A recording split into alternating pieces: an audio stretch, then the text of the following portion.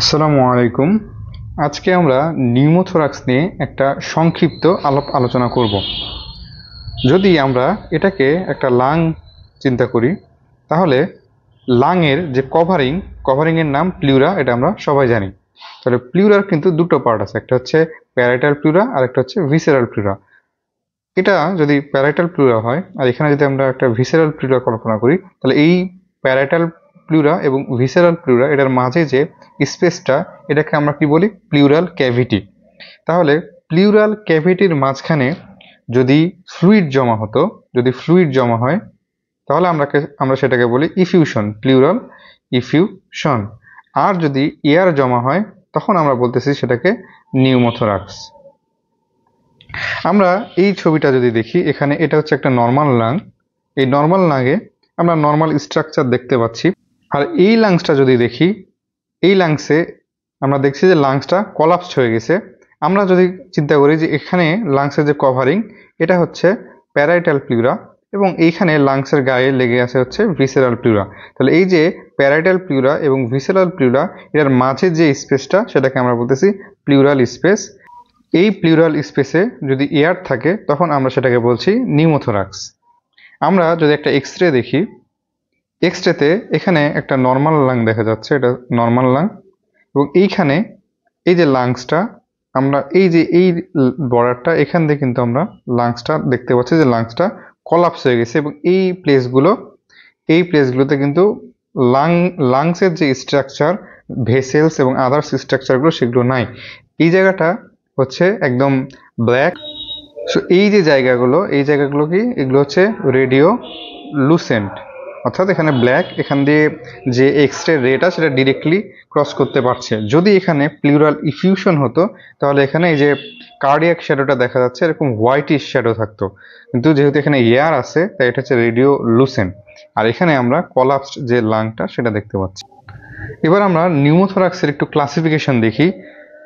আমরা যদি নিউমোথোরাক্সের যে কজ চিন্তা করি, সেই কজ চিন্তা করলে এই ডেভিডসনের যে ক্লাসিফিকেশনটা, বক্সের ক্লাসিফিকেশনটা এখানে আমি এনেছি।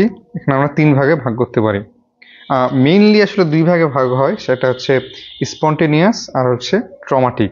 স্পন্টেনিয়াসটাকে আমরা আবার 2 ভাগে ভাগ করছি, প্রাইমারি আর হলো সেকেন্ডারি। প্রাইমারি স্পন্টেনিয়াস নিউমোথোরাক্স কখন বলছি আমরা? যখন হচ্ছে এই নিউমোথোরাক্সের পিছনে কোনো আন্ডারলাইং লাং ডিজিজ নাই, অর্থাৎ কোনো লাং ডিজিজ নেই, আবার কোনো ট্রমা নেই, লাং ডিজিজ নেই, অন্য কোনো কারণে আমাদের নিউমোথোরাক্স হচ্ছে। সেক্ষেত্রে আমরা বলতেছি প্রাইমারি স্পন্টেনিয়াস নিউমোথোরাক্স। যেরকম এখানে যদি প্লিউরাল ব্লেব থাকে, তাহলে নিউমোথোরাক্স হতে পারে, সেটা আমি পরে দেখাচ্ছি। আর সেকেন্ডারি, যদি আমাদের কোনো আন্ডারলাইং ডিজিজ থাকে, যেরকম অ্যাজমা, লাং অ্যাবসেস, এবং হচ্ছে পালমোনারি ইনফার্ক্ট, লাং ক্যান্সার, এই সকল ক্ষেত্রে আমরা সেকেন্ডারি নিউমোথোরাক্স হতে পারে। আর ট্রমাটিক মানে কোনো ইঞ্জুরি হয়েছে, অ্যাক্সিডেন্ট হয়েছে, বাইক অ্যাক্সিডেন্ট হয়েছে, রোড ট্রাফিক অ্যাক্সিডেন্ট হয়েছে, কিংবা কোনো অ্যাসল্ট হয়েছে। সেক্ষেত্রে আমাদের চেস্ট ওয়াল ইঞ্জুরি হয়েছে এবং এই ইনজুরড প্লেস থেকে, এই ইনজুরড জায়গাটা দিয়ে আমাদের যে প্লিউরাল স্পেসে এয়ার এন্ট্রি করছে, সেক্ষেত্রে আমরা বলতেছি এটা ট্রমাটিক নিউমোথোরাক্স। সো এটা তো গেল কজের উপর ভিত্তি করে আমরা নিউমোথোরাক্সকে এই কয়েকটা ভাগে ক্লাসিফাইড করলাম। আর যদি আমরা নিউমোথোরাক্সের টাইপ, যে এটা কি টাইপের নিউমোথোরাক্স, এটার বৈশিষ্ট্য কি, ফিচার কি, ক্যারেক্টারিস্টিক্স কি, সেটার উপর ভিত্তি করে আমরা আরও 3টা ভাগে ভাগ করতে পারি। এটাও ডেভিডসনের ছবি: close type, open type and tension type. Close type এবং ওপেন টাইপ, এই দুইটার মধ্যে যে মেইন ডিফারেন্স, সেই মেইন ডিফারেন্সটা জানলে কিন্তু আমরা দুটো বুঝে যাব। সেই মেইন ডিফারেন্সটা হচ্ছে যে এক্সটার্নাল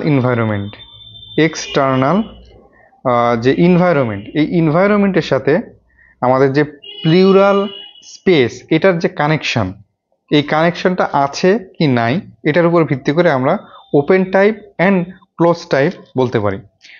যদি আমাদের সাপোজ একটা পেশেন্টের নিউমোথোরাক্স হয়েছে এবং সেই নিউমোথোরাক্সে আমরা এখন দেখব যে এই যে প্লিউরাল স্পেসে এয়ারটা আছে, এই এয়ারটা কোথা থেকে আসলো এবং এই এয়ারের সাথে এক্সটার্নাল এনভায়রনমেন্টের কোনো সম্পর্ক আছে কিনা বা কানেকশন আছে কিনা। যদি এক্সটার্নাল এনভায়রনমেন্ট, এক্সটার্নাল এয়ারের কানেকশন থাকে, সেক্ষেত্রে আমরা বলতেছি ওপেন টাইপ। এবং এই যে কানেকশনটা, এই কানেকশনটা কিন্তু দুইভাবে হতে পারে।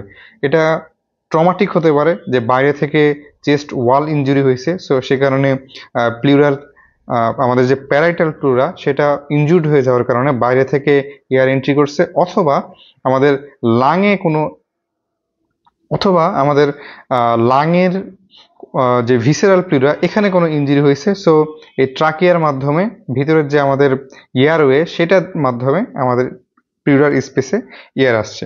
সো এই দুইভাবে কিন্তু আমাদের এয়ার ওপেন প্লুরাল স্পেসে আসতে পারে ওপেন টাইপের ক্ষেত্রে। আর ক্লোজ টাইপের ক্ষেত্রে কিন্তু এখানে আমাদের এক্সটার্নাল যে এনভায়রনমেন্ট এটার সাথে আমাদের প্লুরাল স্পেসের যে এয়ার, সেই এয়ারের কোনো সম্পর্ক থাকবে না। তাহলে কখন আমরা ওপেন টাইপ বলবো এবং কখন আমরা ক্লোজ টাইপ নিউমোথোরাক্স বলবো, সেটা কিন্তু আমাদের ক্লিয়ার হয়ে গেল। এরপরে আমরা আরেকটু দেখি, এই যে আমরা এখানে ব্লেব আর বুলা। সো ব্লেব আর বুলা হচ্ছে একটা এয়ার ফিল্ড ব্লিস্টার অথবা cyst. So air field blister এবং সিস্ট এটা লাংসের কোন জায়গাটায় থাকে, আমি আরেকবার যদি একটা এই লাংস আঁকলাম, লাংসের সাপোজ এটা হচ্ছে আউটার সারফেস, এটা লাংসের আউটার সারফেস। এরপরে আমরা এখানে ভিসেরাল প্লুরা আঁকলাম, আর এই হচ্ছে প্যারাইটাল প্লুরা। তাহলে এই যে আমাদের ব্লেভ এবং বুলাগুলো, সেগুলো থাকবে হচ্ছে ভিসেরাল প্লুরা এবং লাংয়ের যে আউটার সারফেস এর মাঝখানে, এইভাবে। একটু অন্য কালার দিয়ে দেখায়, এইভাবে। সো লাংয়ে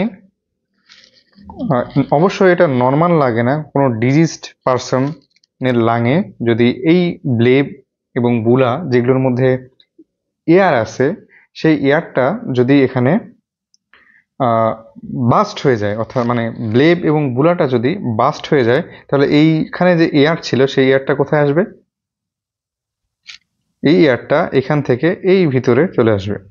সো এই যে ভিসেরাল প্লুরা এবং প্যারাইটাল প্লুরা এর মাঝে যে স্পেস, প্লুরাল স্পেস, হ্যাঁ, এই প্লুরাল স্পেসে হচ্ছে আমাদের যে এয়ার আসলো। এই কারণে এই যে এখানে যে এয়ার আসলো, এই এয়ারটা কিন্তু লাংয়ের যে আউটার সারফেস এবং ভিসেরাল প্লুরার মাঝের একটা স্ট্রাকচার ছিল, অ্যাবনর্মাল স্ট্রাকচার, যেটা বুলা এবং ব্লেব, সেখান থেকে এই প্লুরাল স্পেসে আসলো। সো এই যে এয়ার, এটার সাথে কিন্তু এক্সটার্নাল এনভায়রনমেন্টের কোনো সম্পর্ক নাই।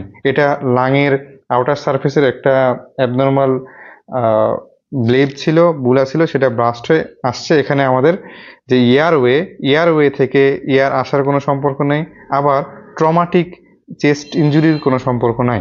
সো যেহেতু বাইরের এনভায়রনমেন্টের সাথে এটার কোনো রিলেশন নাই, তাই এটাকে আমরা বলবো, যদি ব্লেব এবং বুলার কারণে নিউমোথোরাক্সটা হয়, সেক্ষেত্রে আমরা এটাকে বলবো ক্লোজড নিউমোথোরাক্স। আর ওপেন নিউমোথোরাক্সের কথা আমরা বলছি যে যদি আমরা আউটার এনভায়রনমেন্টের সাথে রিলেশন থাকে, সেক্ষেত্রে আমরা এটাকে বলবো ওপেন টাইপ অফ নিউমোথোরাক্স। এখানে আমি আরেকবার দেখিয়েছি, যে এখানে হচ্ছে চেস্ট ওয়ালে ইনজুরি হয়েছে, চেস্ট ওয়ালে ইনজুরি হওয়ার কারণে entry of the air from outer environment, so এটাকে আমরা বলতেছি কি ওপেন নিউমোথোরাক্স। আর ক্লোজ নিউমোথোরাক্স এই যে এখানে হচ্ছে আমাদের ব্লেব এবং বুলাগুলো আছে, এই ব্লেব এবং বুলাটা যখন ব্লাস্ট হয়ে যাচ্ছে, তখন হচ্ছে এয়ারটা প্লুরাল স্পেসে আসার কারণে এটাকে বলছে ক্লোজড নিউমোথোরাক্স। তাহলে বাকি রয়ে গেল কি, বাকি আছে হচ্ছে টেনশন নিউমোথোরাক্স। এটা একটু ধৈর্য নিয়ে বুঝতে হবে।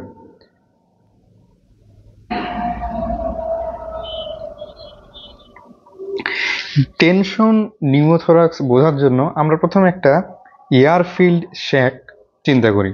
সাপোজ এটা হচ্ছে একটা air filled sac. So air filled sac, এবং এটা এয়ার দ্বারা পরিপূর্ণ আছে। এবার আমরা এখানে একটা ছিদ্র করি।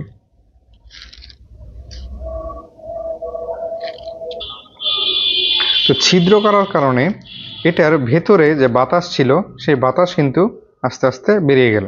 এই বাতাস আস্তে আস্তে বেরিয়ে যাওয়ার কারণে আমরা একটু পরে দেখব এটা হচ্ছে আগে যেরকম ফোলা ছিল সেটা আর ফোলা থাকবে না, এটা হচ্ছে চুপসে গেল। এখন সাপোজ এই যে এয়ারফিল্ড স্যাকটা যখন ফোলা ছিল তখন এর যে ছিদ্রটা এটা কিন্তু খোলা ছিল, কিন্তু যখনই এটা চুপসে গেল তখন সাপোজ আমরা যদি চিন্তা করি একটা কাগজ, এবং এই এই কাগজের সাপোজ এই জায়গাটা ছেঁড়া। এখন এই কাগজটাকে যদি মোচড়ানো হয় এবং একটা দলা পাকানো বলের মতো বানাই দেওয়া হয়, তাহলে এই যে এইখানে যে ছেঁড়া জায়গাটা ছিল এটা কিন্তু আর বোঝা যাবে না, কাভার হয়ে যাবে। এই কাগজের বিভিন্ন ভাঁজের মাঝখানে এই যে ছেঁড়া জায়গাটা সেটা কাভার হয়ে যাবে। ঠিক তেমনি আমাদের এইখানে যে এয়ারফিল্ড যে স্যাকটা, এই স্যাকে যে ছিদ্রটা ছিল এটা যখন চুপসিয়ে গেল তখন এই যে ছিদ্রটা, এই ছিদ্রটা দেখা যাচ্ছে এই ভিতরে এইভাবে পেঁচিয়ে ভিতরে কোনো এক জায়গায় ঢাকা পড়ে গেল। এখন এর আশেপাশে যে বাতাস আছে এই বাতাস কিন্তু এই যে আমাদের ছিদ্রটা ছিল এই ছিদ্রটা দিয়ে এর ভেতরে বা ভেতর থেকে বাইরে চলাফেরা করতে পারবে না। এবার আমরা একটু লাংসে আসি। সাপোজ সাপোজ না, এখানে দেখা যাচ্ছে যে লাংসে একটা এখানে ছিদ্র আছে। এবার লাংস যখন ইন্সপায়ার্ড হচ্ছে, অর্থাৎ ইন্সপায়ার্ড বলতে ইন্সপাইরেশন চলছে, তখন লাংসটা কি করছে, এক্সপ্যান্ড হচ্ছে। এক্সপ্যান্ড হচ্ছে কি, এই যে এয়ারফিল্ড স্যাকের মতো যখন এক্সপ্যান্ড হচ্ছে তখন এই যে ছিদ্রটা, এই ছিদ্রটা হচ্ছে কি এক্সপোজড হচ্ছে, এবং আমরা যে এয়ারটা ইনহেল করলাম সেই এয়ারটা এই ছিদ্রের মাধ্যমে আমাদের যে প্লিউরাল স্পেস, এই প্লিউরাল স্পেসে চলে আসছে। এবার যখন আমরা এক্সপাইরেশন করছি, এক্সপাইরেশন হচ্ছে অর্থাৎ যখন আমাদের লাংস থেকে এয়ারটা ট্রাকিয়ার মাধ্যমে, এয়ারওয়ের মাধ্যমে বাইরে বের হয়ে যাচ্ছে, তখন আমাদের লাংসটা কিন্তু কলাপস করছে অর্থাৎ চুপসায় যাচ্ছে। এবং আমি যে বললাম যে এখানে এই যে ছিদ্রটা ছিল, এই ছিদ্রটা যখন হচ্ছে এই এয়ারফিল্ড স্যাকটা কলাপস করলো তখন এই বিভিন্ন ভাঁজে ভাঁজে সেটা কভার হয়ে গেল। সো লাংসের ক্ষেত্রেও একই ঘটনা ঘটবে। যখন হচ্ছে লাংসটা কলাপস করলো তখন এখানে যে পারফোরেশনটা ছিল, ছিদ্রটা ছিল, সেটা লাংসের বিভিন্ন ভাঁজে সেটা কভার হয়ে গেল। এর ফলে যেটা হবে যে এই যে প্লিউরাল স্পেসে যে এয়ারটা ছিল সেই এয়ারটা অন্য দিক দিয়ে তো আর বের হওয়ার কোনো জায়গা নাই। সো আর এই যে এখানে যে পারফোরেশনটা ছিল সেটাও লাংসটা কলাপস হয়ে যাওয়ার কারণে, যখন আমরা এক্সপাইরেশন চলতেছে তখন লাংসটা কলাপ হয়ে যাওয়ার কারণে এয়ারটা এখান দিয়ে আর বের হতে পারছে না, প্লিউরাল স্পেসেই থেকে যাচ্ছে। সো এই যে পারফোরেশনটা এটা হচ্ছে একটা ভালভ লাইক অ্যাকশন করতেছে। কিরকম, যে ওয়ান ওয়ে, অর্থাৎ এখান দিয়ে এয়ারটা প্লিউরাল স্পেসে এন্ট্রি করতে পারছে বাট এক্সিটের কোনো ওয়ে নাই। সো এইরকম যখন সিচুয়েশন হবে তখন আমরা সেটাকে বলতেছি টেনশন নিউমোথোরাক্স। এবং এই যে তিনটা situation, open pneumothorax, closed pneumothorax এবং টেনশন নিউমোথোরাক্স, এই সবগুলোর মধ্যে কোনটা সব থেকে বেশি ইমার্জেন্সি? এই তিনটার মধ্যে সবচেয়ে বেশি ইমার্জেন্সি হচ্ছে টেনশন নিউমোথোরাক্স। কারণ কি, অন্যগুলোতে তো সাপোজ এখানে ব্লাস্ট হলো, ব্লাস্ট হওয়ার পরে একটা নির্দিষ্ট পরিমাণ এয়ার এখানে আসলো, এরপরে এয়ার আর আসতেছে না। এরপরে এখানে আমরা সাপোজ যদি ওপেন নিউমোথোরাক্স হচ্ছে, ওপেন নিউমোথোরাক্সে আমাদের সবসময় যে এয়ার এন্ট্রির যে জায়গাটা সেটা সবসময় ওপেন থাকছে, অর্থাৎ এয়ার সেখানে যেরকম ঢুকতে পারছে তেমনি বের হতে পারছে। বাট টেনশন নিউমোথোরাক্সের ক্ষেত্রে এয়ার শুধু প্রতি ইন্সপাইরেশনে প্লিউরাল স্পেসে ঢুকছে কিন্তু এক্সিটের কোনো জায়গা নেই। সো যতক্ষণ টেনশন নিউমোথোরাক্সকে ট্রিট করা না হবে ততক্ষণ আস্তে আস্তে প্লিউরাল স্পেসে এয়ার বাড়তেই থাকবে এবং লাংস আস্তে আস্তে কলাপস হতেই থাকবে। সো এটা টেনশন নিউমোথোরাক্স হচ্ছে একটা ইমার্জেন্সি কন্ডিশন। সো নিউমোথোরাক্স নিয়ে ইন্ট্রোডাক্টরি কথাবার্তা এগুলো ছিল। পরবর্তীতে এই নিয়ে আরও আলোচনা হবে। তো নিউমোথোরাক্স নিয়ে আপনার কনসেপ্ট যদি ক্লিয়ার হয়ে থাকে তাহলে ডোন্ট ফরগেট টু সাবস্ক্রাইব।